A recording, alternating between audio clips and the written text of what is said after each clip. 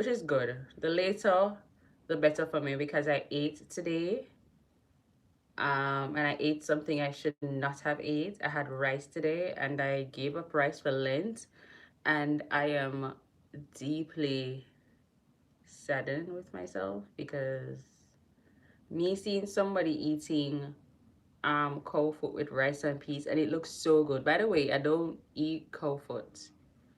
Well, I eat it, but I don't like it. But their plate looked so yummy, so I went to the cook shop and look at the list, and I saw they had stew peas, and I'm like, I'm a stew peas person. I love stew peas.